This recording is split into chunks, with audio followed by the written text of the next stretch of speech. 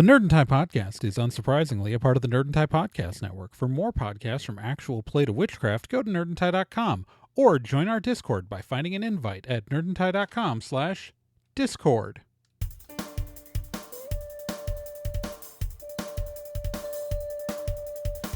Did you know you could sponsor Nerd and Tie? That's right. For just a few bucks, we'd say your name here. We'd talk about how cool you are, and we would tell you you look kicking in those jeans. Just go to nerdandtie.com and click on the sponsor information on the website, because that is how websites work on the internet. Just go to nerdandtie.com. On this episode of Nerd and Tie, Paramount Plus pulls Prodigy. Secret Invasion's AI opening has some people a little unhappy. Celeste and I saw a Transformers movie, and we got some stuff about Across the Spiderverse. There's other stuff we might talk about, and I quiz our young heroes yet again, and we'll see how they do. Welcome to Nerd and Tie, your only podcast on the internet with a dress code. I am one of your hosts, Trae Dorn. Joining me, as always, are Celeste Startwin. Till all are one. And, of course, the stupendous, indomitable Genjamin Proc. Yo, what up? And it has been a heck of a heckin' time, guys. I just want to, right now it's June. This is June of 2023. We're almost at 10 years on doing this show, and that's weird. Obviously we should talk more about that, like when we actually hit 10 years. But the fact that we are approaching that milestone is terrifying. Terrifying. It's a lot, yeah. Terrifying feels right. I mean, Gen's only been with us for 6, but still. I've been doing this for 6 years. What? You came on at the beginning of 2017. It's 2023. Yeah, You've been doing it for like 6.5 years. Time doesn't have to do that to me. How dare it? I mean, have you thought about how long you've been doing Stormwood? Nope. Don't want to. Well, if we go to nerdandtie.com/Stormwood, and we go, okay, let's take a look back. Let's take a look back at things. So, oh my god. So, you've been doing campaign 2 for about 1.5 years. Jesus. And that feels weird. Campaign 1 started 4 years ago. Okay. Happy 5-year Stormwood anniversary. Well, that'll be next year, because it was April of 2019. So you've been to 4 years. You've been doing Stormwood. Still, dang. Yeah. That's a lot of Stormwood. I don't know if you know this, but we've done 3 seasons of the Meat Grinder. Yeah. No, I remember that too. That's pretty.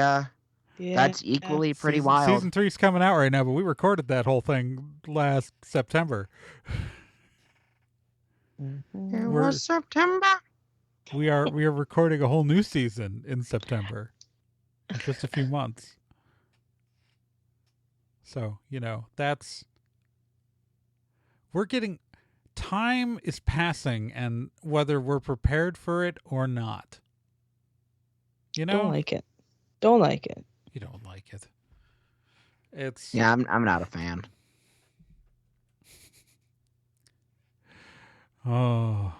Anyways. Speaking of things we're not a fan of, Paramount Plus, besides canceled 4 shows this week and immediately pulled them, one of which is Star Trek Prodigy. And within days, it is already gone off the service. They announced it, and they didn't even give people time to get in one last rewatch. It was just, we're taking it down. It's gone.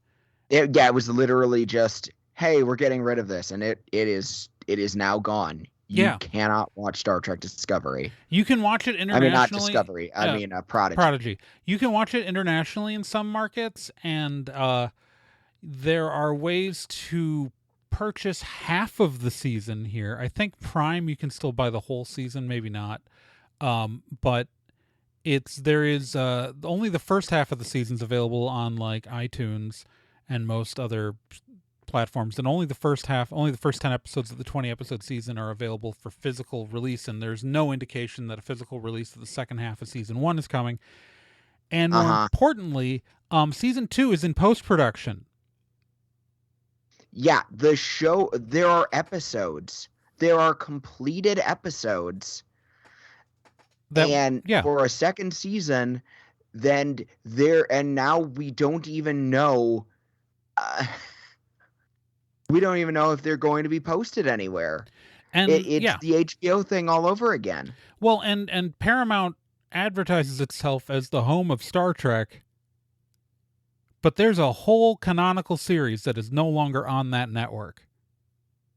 Yeah, a big selling point of the platform is all of Star Trek lives here. Well, not anymore. It doesn't. Yeah, the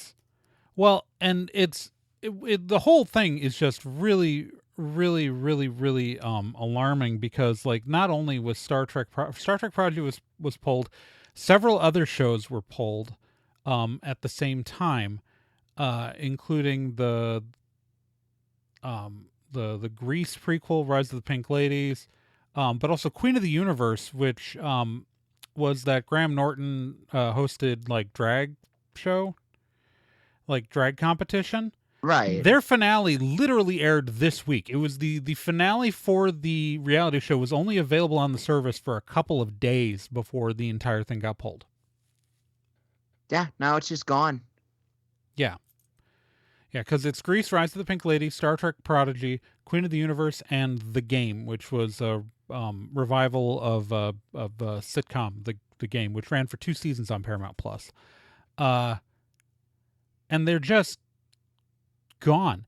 And this is like, I don't know, Star Trek fans, we're completionists. We want to have the whole thing. And like, it's one thing for a show to not be available on the air anymore, which is bizarre to begin with to think about, because like historically Star Trek keeps running, right? Like you can watch all of the 90s Trek on some cable channel right now. You know what I mean? Like you can go out and you can find it on syndication. You can find old episodes of the original series and of all the 90s shows. And we thought in the modern age, like with the streaming, like there is no place that you can go watch this legally right now for us. Like the second half of the season, as far as I know, there's no way for me to go legally watch the second half of this. Yeah, I might have to go pick up the physical release of the first half, because I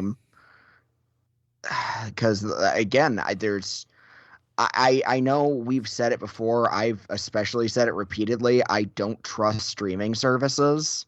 If there is a show that I love and there is physical media of it, I feel it's my duty to go out and purchase it, because that thing that I love might disappear.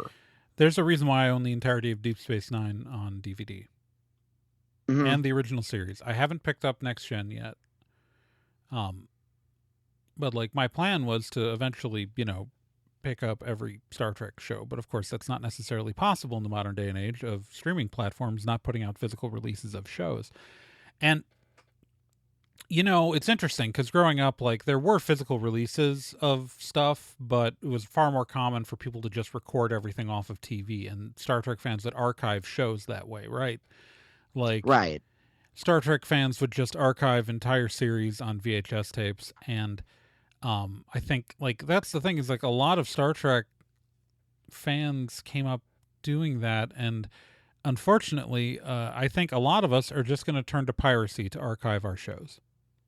Because there's not really a better way in a lot of cases. So, it's very unfortunate the streaming services are kind of forcing hands and like this. Well, they're doing it to save, like I think they're doing it to save money. I think they're also doing it to spite the writers. Absolutely. Oh yeah, right now for sure. And Yeah. it's also one of my personal favorite YouTubers, Jesse Gender, uh, pointed out the timing of the Prodigy announcement seems almost dead on with right after a really truly like 10 out of 10 Strange New Worlds episode aired, maybe in the Absolutely. hopes of distracting Star Trek fans with this really good Strange New Worlds episode to take Prodigy away. And not to name drop too much, but another friend of our show, Sean Orange from Famicom Dojo, was specifically talking about how frustrating it is that Prodigy is like the only current Trek that he can show his kids. It and like it really was a good show for introducing a new generation to Trek. It doesn't start out feeling especially Star Trek flavored, but it slowly eases in those Trek plot points and ideas. Yeah. And it's such a, I feel like it would be such a great, I can't say personally, because of course I grew up marinating in Star Trek, but I feel like for like a younger generation, this is a great way to get them on board. Yeah. Pun intended. I mean, I grew up with in a world where the only Star Trek that existed was the original series and the animated series, and so I, as a child, watched those on repeat until Next Gen came out. Right. So it's, I don't know, like it's so frustrating. And it really, what the problem is that once now that they've pulled it, I no longer trust Paramount Plus. Like that's the thing, is that the trust is broken now. Like once you do that as a network, why am I supposed to trust you with my money now? Like am I as a shepherd for this thing that I love? Because yeah. And unfortunately, like, they probably don't care about the trust of their watchers. But here's the thing: is I have kept, so I know that like they try not to go too long without a Star Trek airing, but I have kept my Paramount Plus subscription since it was a CBS All Access subscription. I signed up when Discovery aired. I signed up and I kept my service month to month. And now it's now knowing that these shows can just disappear, I am highly debating that when the next time there is a hiatus between shows, of canceling my service. Yeah. And then maybe signing up again when we complete the next season of something, which means that is, I mean, I know that I'm just one subscriber, but that is, months of my monthly payment that they won't get. That's very true. And if enough of us start doing that, that's going to really hurt their bottom line. Because a lot of us have kept because a lot of us who signed up in the early days of CBS All Access signed up and didn't cancel in the hopes that we would help make sure that Star Trek would stay in production, right? That we would keep Star Trek on TV. And so now it is now I know that my loyalty as a customer will not be rewarded. That, my loyalty as a fan means nothing. So I am seeing less and less value in giving them my money. And so and I'm not talking about stealing the new Treks. I will do it all legally. But I will perhaps cancel for long periods of time and then play catch up later instead of making sure I immediately watch everything when it airs. Yeah. That's what truthfully, I didn't even sign up for my CBS All Access account until there were 2 seasons of Discovery. So I know, I understand where you're coming from. I was not contributing but then there was enough of the show that I wanted to get a better feel for it. And I've been really enjoying, I've enjoyed Star Trek. I've enjoyed, all of the Trek shows. I've enjoyed, the Transformers cartoon with a non-binary robot an awful lot. I hate Watch Evil. So like I was getting my money's worth out I watch The American Ghosts. That's really good. Yeah, The American Ghost, that's really good. But like, yeah, I'm right there with you. This is I mean, that's this why just I'm sucks so much. literally canceling my Max account right now. Like it's for this very reason. I will sign up again when Our Flag Means Death comes back. And I do the exact same thing with Peacock. Mainly because like they don't have a lot of stuff that I'm very interested in. Peacock, and I only go there because they're the only service that live streams the Eurovision contest. I was thinking of temporarily doing them so that I could catch up with AP Bio and then drop it again. Yeah, Right? I pay for it. I paid on the ad selected tier, so actually Peacock is so cheap with ads that it's like I keep it around because like I think it's like less than $7 with ads. Yeah. And we've been rewatching Columbo on there, and like Freevee doesn't have all the specials, like all the post season 7 stuff or season 8, whatever. While all of that's on Peacock, and so like we've been like we watch it there, and then like actually I think are we paying for without ads? I don't know. We're not paying. Peacock is hardly any money. And also like we like the Psych movies, so every time like I want to encourage them making more of those, and Poker Face is phenomenal. Yes, I have to catch up. But also like we watch Top Chef, and so like we just finished the season of Top Chef, and we watched that through Peacock, and like when Resident Alien comes back on Sci-Fi, we're gonna watch that because we just canceled our Sling subscription, because that was probably our most expensive streaming thing, because we've been in my household, we were just going through our budget, and we spend like I think over $100 a month on streaming services, and the big one was Sling, because Sling we paid $45 a month for because it's live cable. Oh. And until we signed up for Peacock was kind of like the last thing that like suddenly all the shows we were watching on Sling we were suddenly getting on a streaming service. And so like, cause like we would, I guess when Doctor Who's going to come to Disney Plus. So I don't need to have, I don't need, because I watched all the Sci-Fi Channel stuff, Top Chef. I watched Doctor Who. I used to watch, Kevin Can Fuck Himself on AMC. That show's amazing. But I watched but a lot of the stuff's on Peacock, and so when I finally gave up and paid for Peacock, and then like knowing that Doctor Who's not going to be on BBC America anymore, it's going to be on Disney Plus. Then it's like, yeah, I'm paying like I liked having like the live television, because like you could have like live news, like get CNN during like a national emergency or something like that. But I do actually have broadcast television where I currently live, and it's just like but like we have Amazon Prime, we have Prime, Netflix, Peacock, Paramount Plus, Disney Plus, Apple TV Plus. Like it's, if there's a major streaming platform, we've had it. And so I'm probably gonna re-up Stars pretty soon briefly to watch Outlander.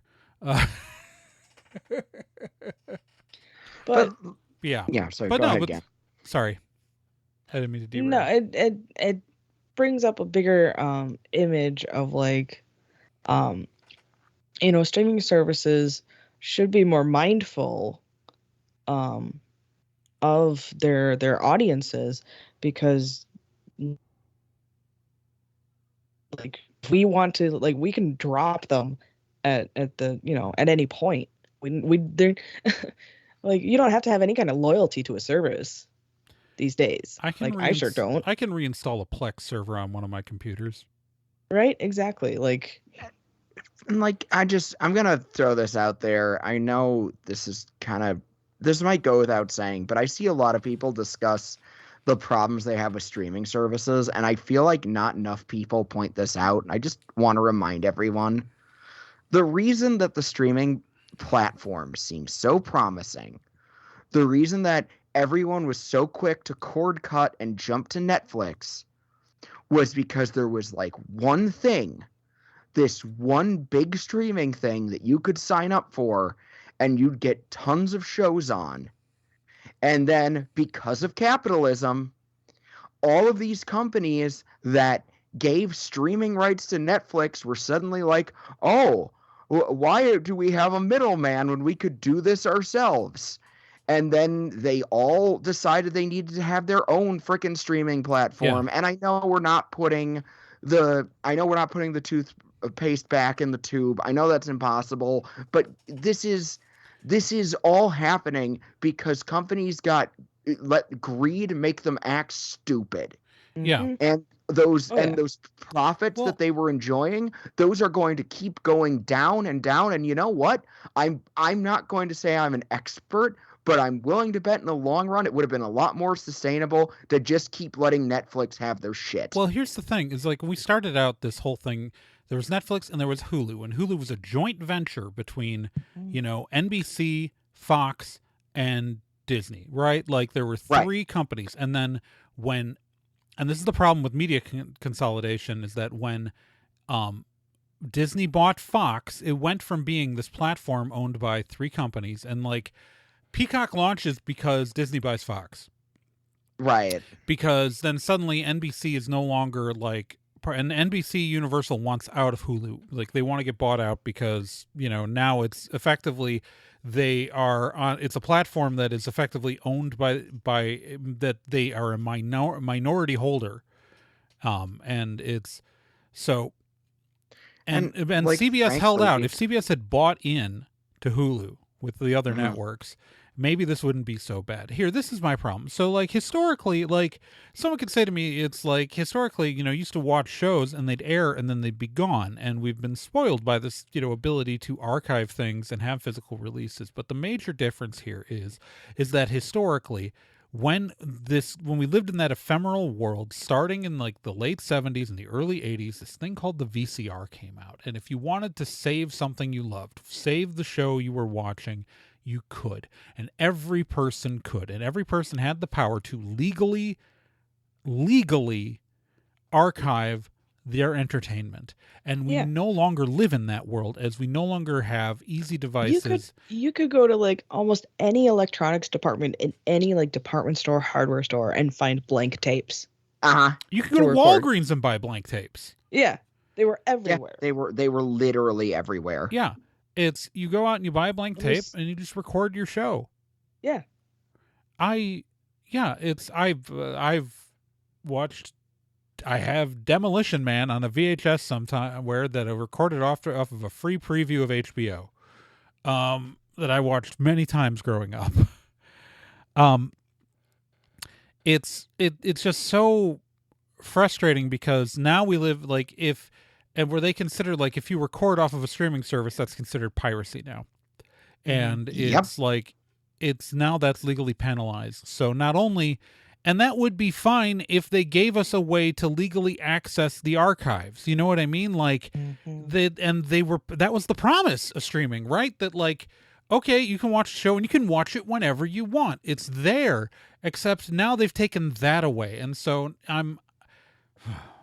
Now, yeah, exactly. Now it's not going to be. It might not be there. It might be. And now I don't trust them to keep it there. It just feels. It feels like, the issue with the right to repair, for me. Yeah. I can see We're that. not allowed to do things ourselves.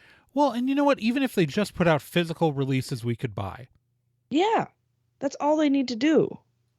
They don't even have to be long-term releases. There are plenty of show releases which are out of print and deep on the collector market. But like, if you want to make money off of my thing, fine. Take my damn money. You were taking my money every month. I was paying you money in case I wanted to watch something. Yep. And now I can't. And so now I'm asking, it's Yeah, no, it's infuriating. There's all there's all these things that are, we just don't have a good way of doing these, like archiving all these important pieces of popular culture. Shit, I know I bitch about this all the time, but I'm gonna do it again. The only legal way for you to watch the original Gundam trilogy movies, the movie compilations, is the upload on Netflix. Because the home video release doesn't have the original 1981 audio on them. But Netflix does. I can't buy that anywhere. No, really. Yeah. I'm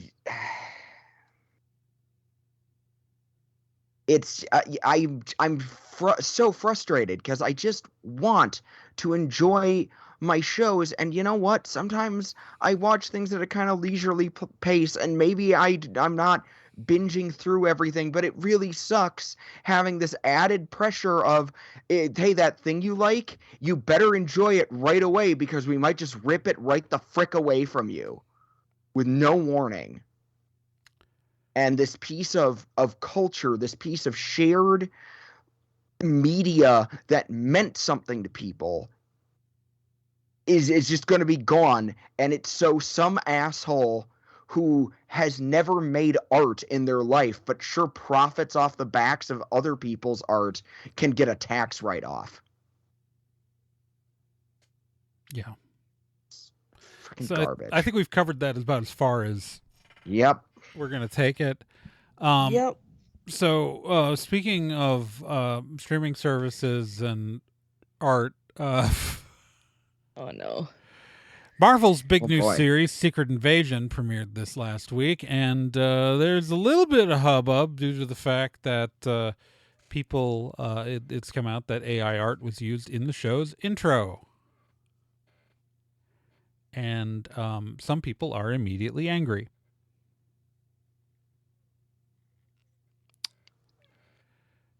I think I'm a bit more empathetic to why people are angry. Like, I know it might not be that big a deal, but I understand where people are coming from. In the case of, this is Disney, they're a gajillion-dollar organization, and I think for a lot of people, especially with the timing during the writer's strike, this sure looks like doing a big bit of art and not paying people for it. But you see, that's the thing, is that's not what happened. Like, that's Mhm. the opening to the show was actually, they hired an effects house, which a graphic designer was involved, and they did like use AR to generate the images, and they used AI tools for some of it. But the Disney pretty much paid about as much as they normally pay. That's really Okay. should be the story here. And it was kind of like, in this particular case, this is actually what we want AI art to be used for, where artists got together with the creative and used AI tools to create the images that the creators of the show wanted to use for the opening. An artist was actively involved in using the AI tool to shape its Okay. output. Now, it's true, I do not know about the training model it was used on. I do not know Right. what data was used to do that. And obviously, like, there is a conversation to be had there, and that's a general AI art ethics conversation. And if you're opposed to that, and it turns out that the training model used art without, anyone's permission, like, that's a separate argument, right? Right. That's fine. But in the supplanting artists and supplanting jobs, that's not what happened here. Like, it was like there were active creative people at an effects house that was using this as a tool to do the job, and they got paid. So it's so I think the real only qualm is just, again, the if your issue with the use of AI art is that it's possible, and again, I have no information about the AI training data used in this, right? Like, if it turns out that the AI art, that the training data used to generate the art was sourced unethically, that's something to be mad about, right? That's a general thing. But in the sense of the way the way that this art house used AI art to generate it for Disney was, I believe, kind of the ideal situation, where this is just another artistic tool a graphic designer has.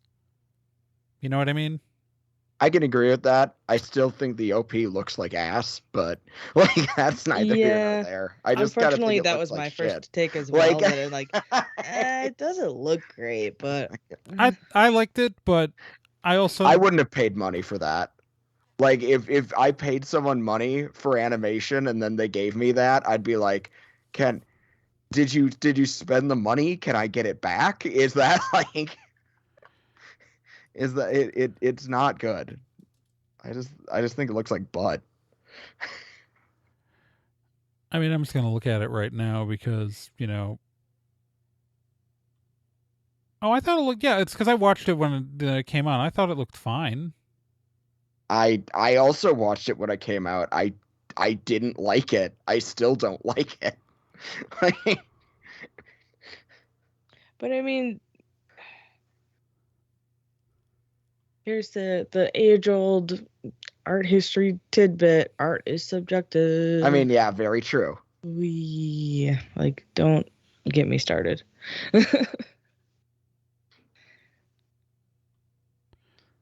Yeah, it's No, absolutely true. It's But- definitely not my cup of tea. also though. though, like I've seen like massively beautiful artistic openings for various Marvel things, and that people, you know, I just remember all the openings for like the Netflix shows that everybody skipped. Yeah. Honestly, I am deeply opposed to the skip opening button. I Yes, think that's same, an awful same. thing to have. What is the point of you? What is the point of you? Like if you're watching Star Trek and you are not talking along with the opening thing, you know, if you're watching Strange New Worlds and you're not going space, the final frontier, right alongside Captain Pike, I don't know you. I don't get you. You know? You skip the opening on Cowboy Bebop. We're not friends. I'm just like Yeah. putting a hard. Like having the opening theme with every episode really just helps to really, I don't know, just hype you up. hype you up, Yeah. imbue you with the vibe of the show. Yes. Um, God. Yeah, it's One thing that's always been fantastic, especially with animes, it's been really I don't know, really, really good. Because I've noticed with especially ending themes, because you could have an episode that is thematically super different from the previous one, and that ending theme still hits. Yeah. It's amazing.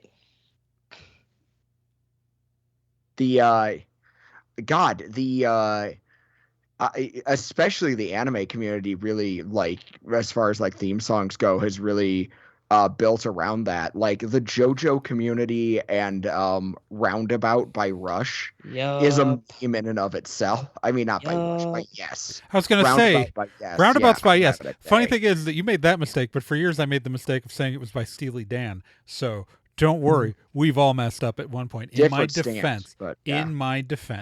the reason why my brain assumed it was by Steely Dan is because there was this mixtape in the car that my brother also drove growing up. And growing up, it was in our 20s. But we'd both borrowed this So one car weird. from my parents, and my brother left a bunch of mixtapes Weird in there. And flex. there was one mixtape. There was one mixtape that my brother had that was exclusively Steely Dan, and then Roundabout by Yes. Yeah, that'll If you're heck going you up. from Doctor Wu into Roundabout, but every time I drive around a roundabout, I do go the roundabout. Because Yes wrote that song. Yes wrote that song while on tour, while driving around literal roundabouts. But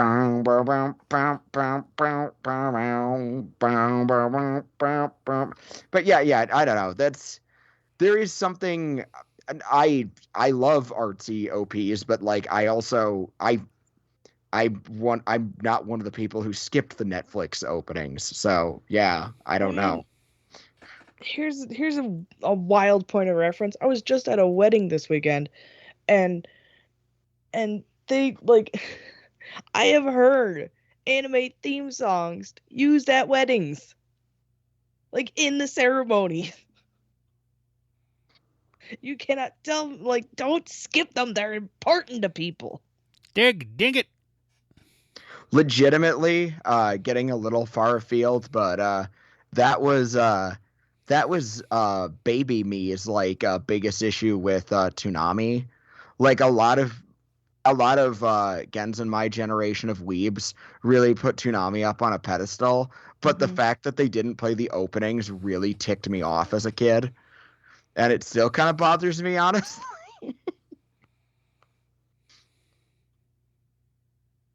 Losing a huge piece of the show. Anyway, Anyways, yeah.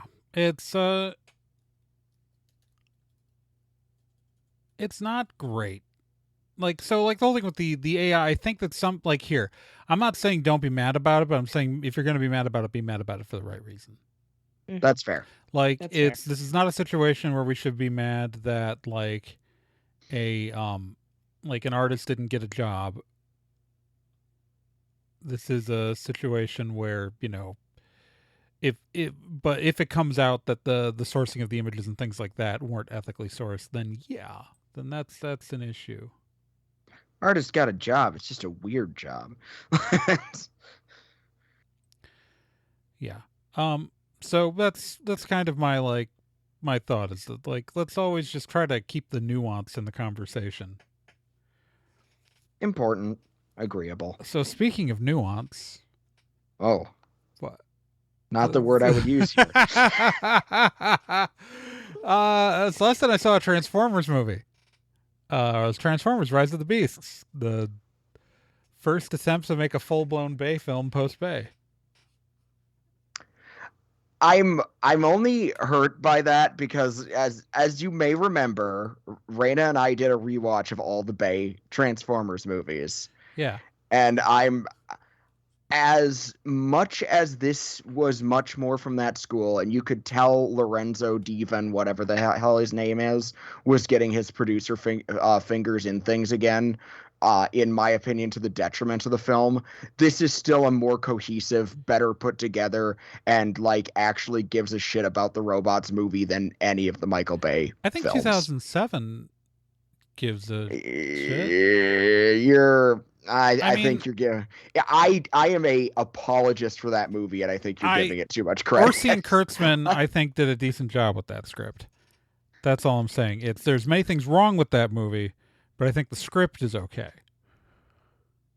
It's a good script. I'll give it that. But yeah, no, there's a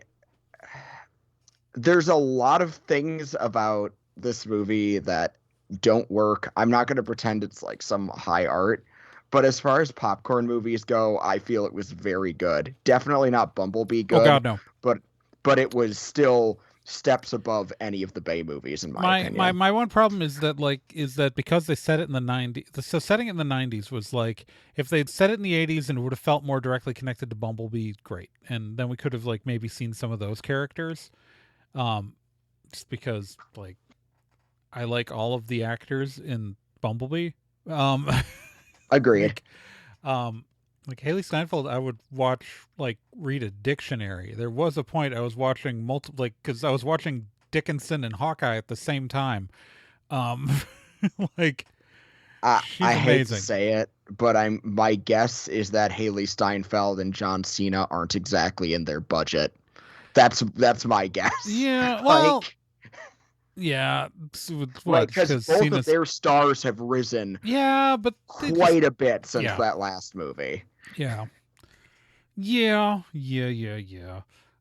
they're also okay, but like I feel like the problem with setting it in the 90s, and like it's this need to still slot to try to find a contrived way to slot it into the 2007 timeline, which that's even that, but like that's where I was talking about Lorenzo Divan, blah blah blah blah blah. I don't know how to pronounce his name. I'm sorry. He's the producer at Paramount, who's the main person in charge of these movies. Lorenzo has been the one really pushing that this is connected to the 2007 movie. Yeah. When left to his own devices, director Stephen Caple Jr. would not agree that it was related to the 2007 films. Yeah. Like, he would often try to say it was a reboot, only for Lorenzo to interrupt him and insist that it was a prequel. Yeah, and I think that's I mean, it is in the sense that it's a prequel. They did maintain Optimus Prime's bloodthirsty personality that he's throughout those movies. I don't want to give too many spoilers, but I will say that, like, first off, they call it Rise of the Beasts, but first off, we don't really see their rise. They already exist. And then also, most of them are barely in the movie. Like, we get plenty of Airazor, who does exactly what Airazor does. If you're a Beast Wars fan, you'll know exactly what Airazor does. I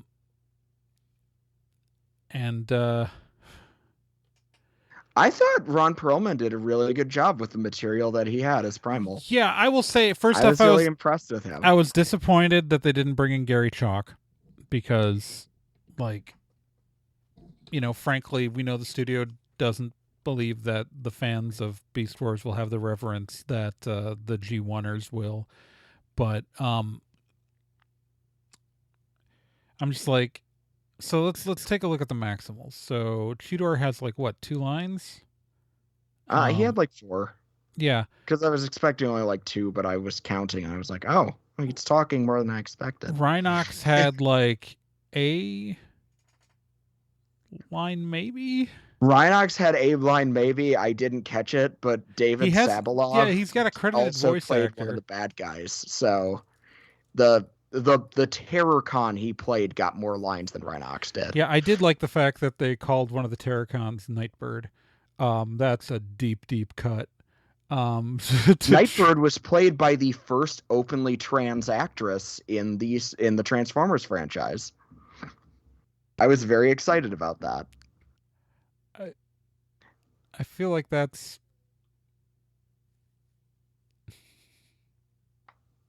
What? Well, okay, yeah, I mean, Nightbird's not even a Transformer in the original continuity. I know, but this was the first, this version of her. No, yeah, I know. Trans actress. I think that's really cool. It is great. It's like, I mean, with the names of the bad guys, it's like, well, we need a female bad guy. What names do we have? Nightbird? I hate to break this one to you, Trey, but Nightbird has been retconned into a Transformer for like the last 10 years. Not in the G1 continuity. She's been in the G1 comics for in the No. I'm talking like okay, but I'm saying in modern lore, the G1 comics, the War for Cybertron toy line, the Cyberverse cartoon, she's been a Transformer for a while, but she is Decepticon aligned human built robot. I understand that that's what it was for a long time. That's what she is in the Generation 1 continuity family. Other continuities are... The IDW continuity family is separate from the Generation 1 continuity family. That's a hard one. Not every fan would agree with you on that one, Trey. No, it's the G1 continuity family only includes the canonical cartoons of... It's just limited in what it includes. It's only the original Transformers cartoon, Beast Wars and Beast Machines, and then some of the Japanese series are like, because they don't have to be a single continuity, but some of the Japanese shows then also like Headmasters and the various like Beast Wars Neo and stuff like that. And then the only comics that are included are the Marvel comics. And then the UK Marvel comics. I know that's what the standard was for a while, but I'm telling you, as someone who still lives in this neighborhood, there's a lot of people who would not agree with that. Go to TF Wiki. Go to tfwiki.net right now. They will separate the IDW continuity family from the G1 continuity family. I think you would be... If David Willis agrees with me, I'm right. All right? David Willis agrees with me. That makes me correct. I think you're upset because you left your hometown and things changed and you don't like that. That's not at all what's happened. These are separate continuity families. The only thing that crosses all of them is your Unicron and Primus and the Fallen. Like, we're talking like the original 13 who were their universal singularities. Those guys.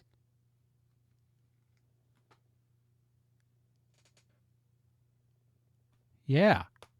Anyway, so the back to the Maximals. So all we got were Optimus Primal, Air Razor, Rhinox, and Cheetor. And then Ape-Link, which Ape-Link is such a weird deep cut to a BotCon exclusive character. Like, it's not a spoiler to say Ape-Link is in there. He's in the opening of the movie. And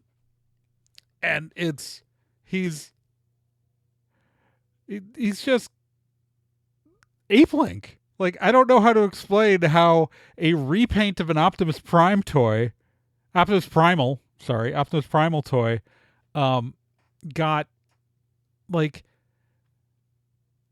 I can explain Transmetal. Well, it's because they own the name and they wanted to have like an ape thing die to then hand it to Primal. Like, it makes sense, and he's the one. I was about to say, I think it's a good old case of we had an earlier CG model that's different from the final one we use, and we might as well get some use out of it. I mean, yeah, it's because it's the same with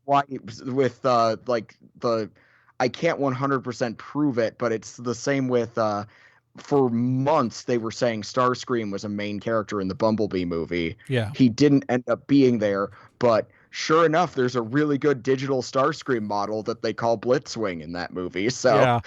it's Ape-Link is like it's just fascinating because all of his previous appearances are like from the 3H comics.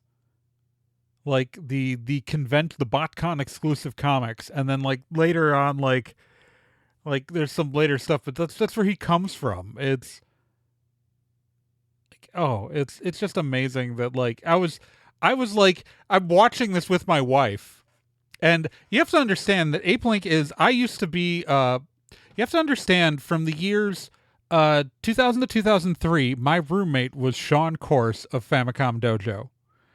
We lived in a house together, including Sean's massive Transformers collection. Sean was a person who went to BotCon and would get the exclusive toys. So I knew who Ape-Link was going into this movie. Like, I knew exactly who Ape-Link was. And so we're watching this movie, I'm like, oh, it must be Primal, and then it's like, oh, that's Ape-Link? And I was like sitting there because we went to the drive-in, so I'm sitting there in my truck with my wife, and I'm just like, did it say Ape-Link? Like, sitting there in pure astonishment that, because I don't remember if Sean had an Ape-Link toy, but I had seen photos, and I'm very familiar with the Transmetal Optimus Primal toy that was, based on, and I'm just going like in my head like, Ape-Link? Like, it's really funny because I've heard like a lot of movie reviewers like react to this and like talk about how like, oh, he's the gorilla with the surfboard. I'm like, y'all, no, that was the Optimus Primal toy, had the flying surfboard. He's just a repaint. Like, he's a. But so it was the most bizarre experience. And again, Air Razor does what Air Razor does every single time. So I have to say, though, I heartily disagree with you about the 90s setting being inappropriate. I'm going to explain to you why. Don't cut me off. You've been cutting me off a lot in this bit. Sorry. Let me finish. The 90s setting was extremely appropriate for someone my age especially, because when I was growing up, the exact Transformers line I had was the G2 line directly into Beast Wars. So all of my Transformers toys were a healthy mix of the vehicle Transformers, including Flat Nose reissue Optimus Prime, and the Beast Wars characters. So this was exactly the movie my little kid self always wanted. That was perfection for my generation. So I actually think the 90s setting was perfect. Well, but what made it the 90s? I mean, there was a reference to like a Super Mario Brother game. The excellent music. Yeah, but heavy use of we've been talking just about robots, and we've been ignoring like just how much Stephen Caple Jr. put his love of 90s hip hop into the movie. And one of the things that I think really stands out is that none of the human leads are white. And but I guess the use of that 90s hip hop, I really like how that pulls things together. It's part of the era. Yeah, but how much of that music was diegetic? Because, like, as this is a strange example, but like Guardians of the Galaxy can be set in the current day and use the music of other eras to set the tone. And, you know, most of the music in the film, though, wasn't diegetic. And, or, you know what I mean? Like, I'm saying that, yes, the use of 90s hip hop in the movie, great. No complaints. Do not have any, and I do think it really added to it. But I feel like we live in an age where there's currently such a retro stuff to the 90s that you could set something, you could literally have just changed the subtitle on what year it was, and the music would have still felt exactly appropriate. You know what I mean? Maybe. I don't know. Again, because of that G1 to Beast Wars transition, and because those were literally the years I got into this fandom from, I really felt it was appropriate. But I feel like that's just I feel like that makes it just a reference, though. You know what I mean? And not a part of the story. And it doesn't even feel like the year setting is even necessary to the aesthetic elements that you're talking about. You know what I mean? Well, like, how much was it needed in Bumblebee? Like, it's a valid point. I feel like my only thought about Bumblebee is that it was when you're trying to shoehorn in a movie into the continuity, setting it prior to the events to allow you to fit it. Like, the only reason why I think that any of these are set in the prior years is purely so they can shoehorn the continuity into the 2007 movies. I mean, and that's the only reason why I'm complaining about it, is because I don't think they've put any thought into the continuity of the 2000s movies, because they weren't putting any thought into the continuity when they were coming out. I feel like there's been some degree, well, no, but like attempt to justify and tie it in. Like, I think they think that people won't see the movies if they aren't directly connected. I think that they're afraid to. I definitely think that there are producers who are afraid to touch, like, saying that the movies that people like don't count. Yeah. Like, I definitely think that that's a thing. Yeah. But like the idea that anyone ever cared about continuity, in even the early movies, is laughable, because you go from movie 1, Optimus and Megatron hated each other. Movie 2, actually Megatron was working for another guy. Movie 3, actually Optimus was also working for another guy, so they were actually middle management under two other guys. Yeah, it's when I say continuity, I don't mean the kind of continuity that you and I care about between stories. I mean the kind of continuity that people care about at the Fast franchise. You know what I mean? Like, where the casual person sees a connection and doesn't look like the details. Like, you are like thinking of continuity the way the way I think about Star Trek, you know, which is, you know, not the way that, like, there's continuity and then there's continuity. I don't think they care about canon. You know what I mean? But anyways, I actually do like this movie. Like, let's be really clear here. Like, we actually both agree roughly. I had no idea. No, it's like we actually both roughly agree about the quality of the movie. I just, like, my only complaint is that, like, I didn't feel like we had enough Maximals in it. Like, it's only 2 Maximals felt like characters. I guess technically 3 if you count Ape Link's brief scene at the beginning, because he did feel like a character, but he felt like a character who immediately died. And again, opening scene. I know that's technically a spoiler, but if it's in the first 5 minutes, it's not much of a spoiler. It's set up.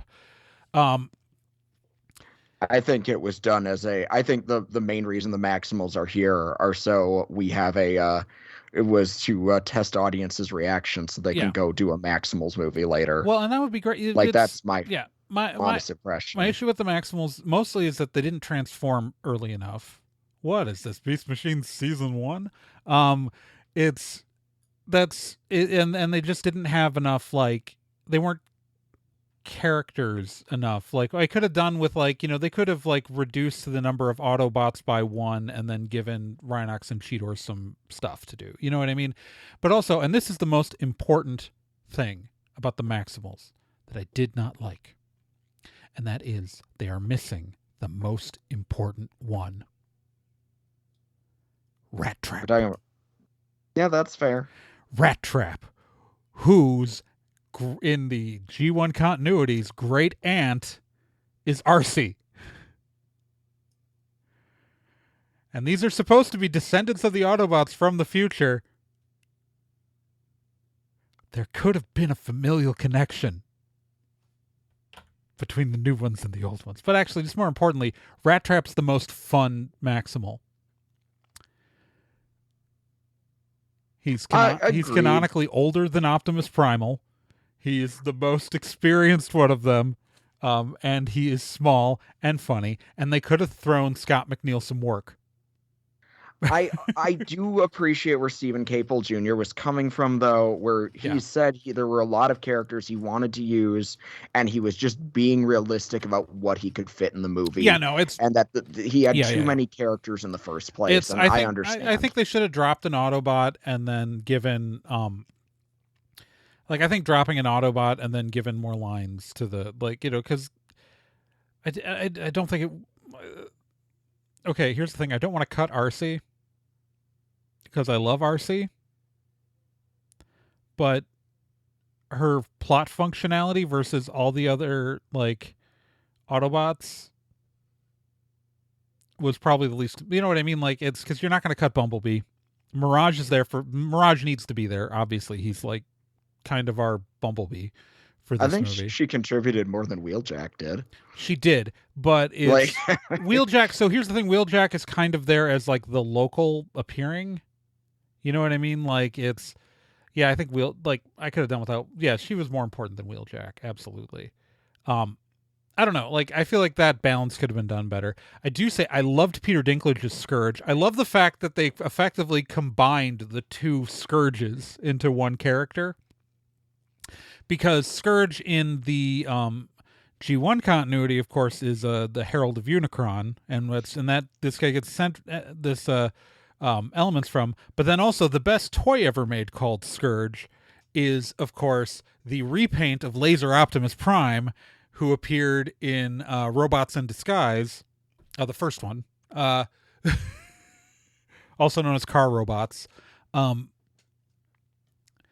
That was a black semi-truck with a long-nosed semi-truck that clearly his alt model was based off of that Scourge, right? So it was fun to and also he was supposed to be an equal to Optimus Prime in that form too. So combining the two Scourges into one was actually, I thought, a brilliant narrative choice. Yeah, no, I love that. I also loved honestly, my favorite plot point was Optimus Primal saying, when someone was like, hey, did you ancient alien guys build the Nazca lines and pyramids? And he's like, no, that's stupid and racist. You humans can handle that on your own. Yeah. I loved that. That was very good. My only real big complaint about the movie, and it's not really a big complaint, it's just a thought, is that Hasbro, stop trying to make G.I. Joe happen. Counterpoint, I have not gotten back from my friend Grant in England. Grant, I need to know, did they change the card from G.I. Joe to Action Force in your theater? I need to know this, Grant. Please let me know right now. Grant in England, you know who you are. Help me out here. All right.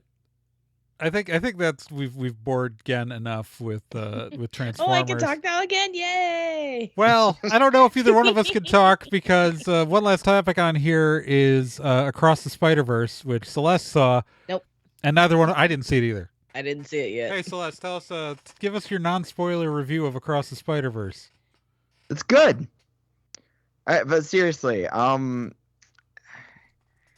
the first Spider-Verse movie was something akin to a religious experience for me. So I didn't know if they'd be able to top that, but,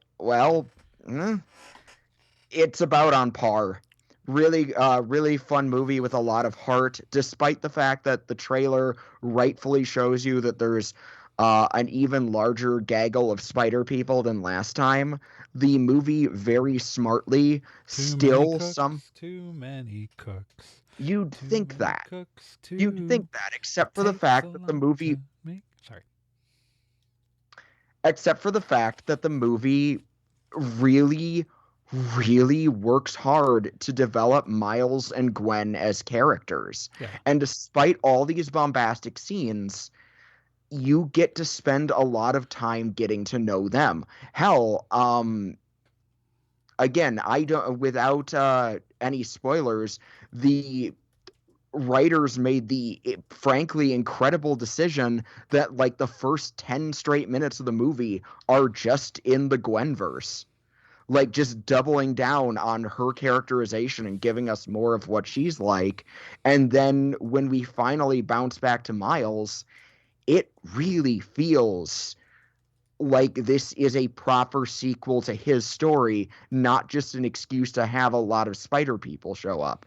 And fear not, a lot of spider people do show up. The both of the antagonists of the story, both the straight up villain Spot and the antagonistic Spider-Man of 2099, played by the just perfect Oscar Isaac, just brings so much to this story. And there's only two things that I've heard as legit negatives for this movie. One being how many people forgot that in the intervening years, that when it was originally announced that this movie was announced as Across the Spider-Verse Part 1, because this has a cliffhanger. Okay. The ending's a bit of a cliffhanger. So get ready for a bit of a wait. But it's a really good film, though, so I can deal with the cliffhanger. But yeah, it leaves on an excellent cliffhanger. And the recent stuff that's come out, unfortunately, that the production side of the movie sounds like it was a bit of a mess. And a whole lot of animators, like some reports are saying around 100 animators quit the movie just because they couldn't deal with the working conditions. And that really freaking sucks. Like, this is a beautiful film to look at. Things are... The thing from the first movie they double down on, there's a punk Spider-Man. He's literally drawn as if he's from a unofficially published zine. So, like, he constantly looks like there's pieces of paper cut out around him. Little letters are appearing and disappearing in his coloration because, you know, he's punk Spider-Man. And Hobie is just so cool, it's not even fair. Daniel Kaluuya lends his voice. Phenomenal performance. We get to see just some really amazing character moments, and also Oscar Isaac's character's plotline may be a not so subtle takedown of asshole fans who try to gatekeep the franchise from newcomers. And I also really, really love that. So Sony, treat your animators better. You shouldn't have to hurt people to make art this beautiful, because it's a very good movie. It's at least as good as the first one. Let's just treat our animators better. That's my big takeaway. Go see Spider-Man. All right. Well, let's move on to so we're not going to be a Vomit Hat Steve challenge this episode. There are many copies of that of here I'll give you a line. The boy who stood in the turbolift, his eyes wide as owls, seemed small for his age. He'd be about 15, but he sported a hint of auburn hair that crowned his mother's head. There you go. If you know what book that's from, write in, and that's maybe you'll get in the Hall of Awesome. The current members of the Hall of Awesome are as follows. They are, where's that link to the Hall of Awesome? There we go. I have to actually open it up. They are Archimize, Zero, Reina Innocenti, Cheesy McDaniel, Krista, Sotherity, Shameless Otaku, The Random Ramblings Man, Corfan, Capito, Chris Graham, Lilisaurus, Paper Godzilla, Cavsy, Minnesota Librarian, Sean Orange, Keith Shizuo, Sakura Sunset, Joel Kreisman, Tactic Del Anti, Wonderland Arts, and Megsy Sass Council. All right. There. So technically we did do the Vomit Head Steve challenge. If you don't know what just happened, Yay. go listen to a different episode. I'll explain it. All right. So if you're wondering what we're doing instead of that, is we are going to do another quiz. It's time for Gen and Celeste to take a quiz.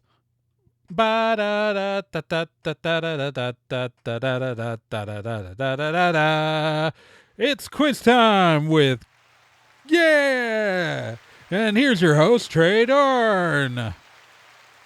Welcome, and here are our contestants, Celeste and Gen. This episode, we are taking a quiz. So, one of the things so some of us didn't get to see every movie. Gen didn't see, Transformers.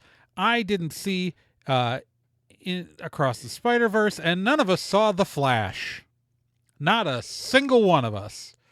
And of course, we all agreed that the only reason someone would see The Flash, not should, but would see The Flash, is to see Michael Keaton's Batman. Am I right? Yeah, I can get behind that. All right.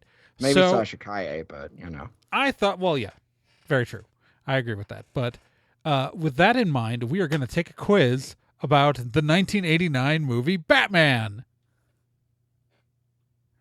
Again, how confident are you feeling right now? Not very, but let's do it. Hooray. All right. So this is a question. So this is a quiz I've gotten from funtrivia.com. It is 10 questions. It is rated as average in the difficulty, and the average score that people taking this quiz get is 6 out of 10. Okay? Okay. So here is your first question.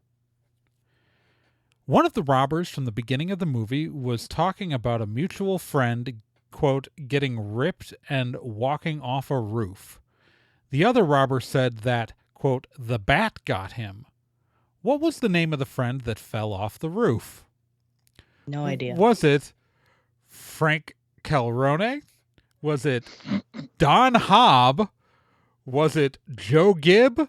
Or was it Johnny Gobbs? I have no idea. Celeste, do you have any? I like idea? The last two. I have no idea. Yeah. You like either Joe Gibb or Johnny Gobbs? I will remember Yeah. you do have 3 50-50s you can use throughout this quiz. Let's 50-50 Let's it. I feel 50-50. confident that's one of those. Sadly, it's limited down to Joe Gibb or Johnny Gobbs. Oh my gosh, I'm a genius. One of those is correct. One of them Johnny is wrong. Gobbs. Johnny Gobbs. Final Johnny answer? Gobbs. Correct, Johnny Gobbs! Yeah. Hell yeah. We And- totally knew it all along. Yup. All right, Johnny Gobbs. All right, question number 2. This is an easier one, but if you remember the movie, if you don't remember the movie, this won't be easy. But number 2, Harvey Dent was the DA in Gotham City. In this movie, he was campaigning to fight a war on crime in Gotham. Who played Harvey Dent? Was it Carl Weathers? Was it Reginald Vell Johnson? Was it Ernie Hudson? Or was it Billy D. Williams? It was Billy D. Billy D. Going with Celeste on this one. Yeah, It was Billy it's D. Billy D. Well, Billy That's- D. Williams. That was the one gimme on here. Love him. So here's the third question. One of Knox's fellow reporters handed him a sketch of a bat creature wearing a suit. On the corner of the picture was the name of the artist. Who is listed as having drawn the picture? Is it H.R. Geiger? Is it Frank Miller? Is it Bob Kane? Or is it Alex Ross? It would make sense for it to be a Kane cameo. I want to say it's Bob Kane because he was taking credit for everything at that point. Is Yeah. Is that your answer? Yeah, we'll go with Bob Kane. We're gonna go with Bob Kane. That is correct.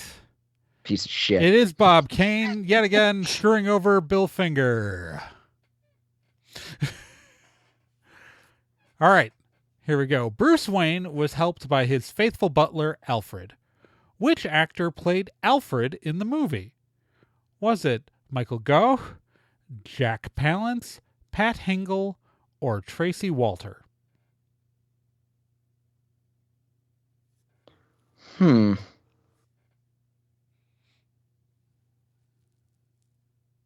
Okay, this one I'm not sure. I have no idea. I think after all those movies he was in, he would leave an impression on me, but he really didn't. And do remember, you do have 2 more 50-50s left. Let's do a 50-50. Yeah. All right, the remaining names are Michael Gough and Tracy Walter. What do you think, Ken? I really have no idea. I don't know who either. either of these people are. Was I'm it? gonna I'm gonna go with Tracy because I like that name. Is that the answer you're going for? Sure. Oh, sadly, it was Michael Gough. Here's one that is a pure crapshoot, that if you get this one right, I will be surprised. What number apartment did Vicky Vale live in? Was it 9, 4, 7, or 2?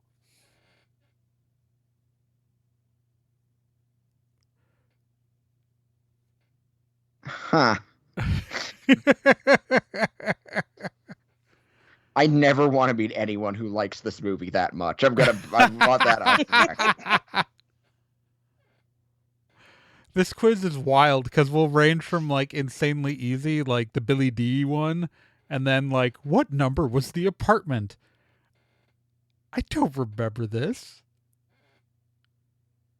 Is it 9, 4, 7, or 2? I don't remember anything. Some maniac knows this, and I absolutely hate them. I want them to know that if they hear this. It's gonna be like Archimai sitting there going like, I remember numbers. Let's go with 7. Just because. That your answer? Yep. Yeah. Sadly, it was 9. Okay. God damn it.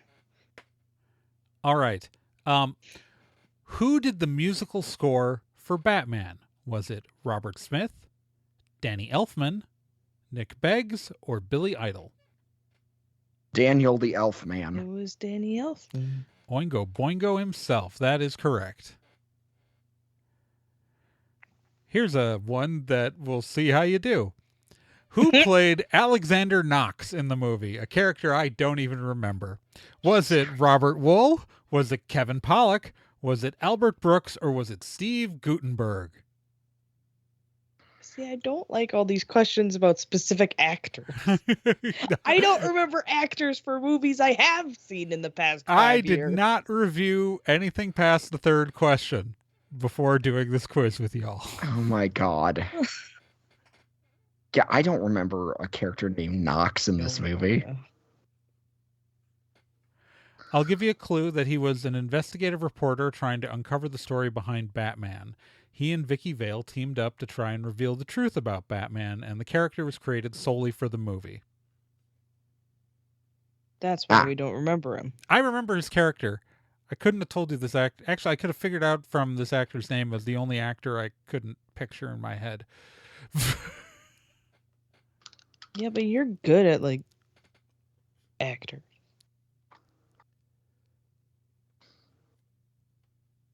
I'm weirdly face blind sometimes. I mean, it's just he's the other major reporter character in the movie, if you remember the guy reporter who was working with Vicky Vale. I don't remember anything about this film, it turns out. I gotta watch Batman 89 again. You do have one more 50-50. Let's use it. Why not? Okay. Might as well use it. Your remaining choices are Robert Wool, or Steve Guttenberg? I think it's Robert Wool. Is that your answer? Sure. You're correct. It is Robert Wool, because you would definitely remember if the Goots was in it. Yeah. It's Robert Wool. He's a report. Like, I remembered his character once I saw who they were talking about, but I couldn't picture just off the name Robert Wool in my head. But Kevin Pollak, I know who that is. The Goots and Albert Brooks, I know who all of those people look like. So it would have been like the one name I couldn't match to a different face. All right. In the movie, Bruce Wayne hosted a charity casino night. He told the waiter to open more cases of what at the casino night? Was it beer? Was it champagne? Was it wine? Or was it spirits?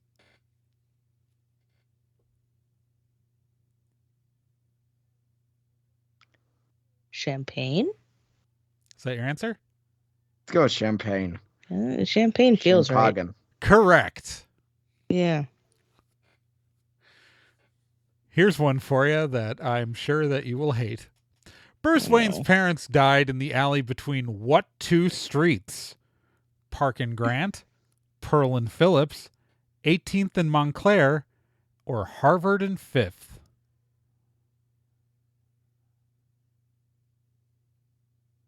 For some reason, I want to say Pearl and Phillips, but I'm probably just thinking of Martha's stupid, cheap necklace. Like, yeah. Is that your answer? I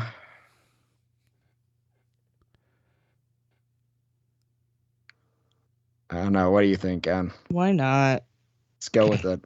You're right. It's Pearl and Phillips. Yeah, because I'm thinking, like, those movies were so heckin', like, cheesy. Of course they would have thrown in, like, weird little, like, nods to random stuff. All right. Here's the last one that I'm sure you'll hate. But it's the final question, so you'll be overjoyed when you're done. At the end of the movie, the Joker kidnapped Vicky Vale and retreated into Gotham City Cathedral. He radioed his henchmen to pick him up in a helicopter at the top. How many minutes did Joker request until the chopper picked him up? 5 minutes? 20 minutes? 15 minutes? Or 10 minutes? You're right. I do hate this. Yeah, I hate this. I do, in fact, hate this.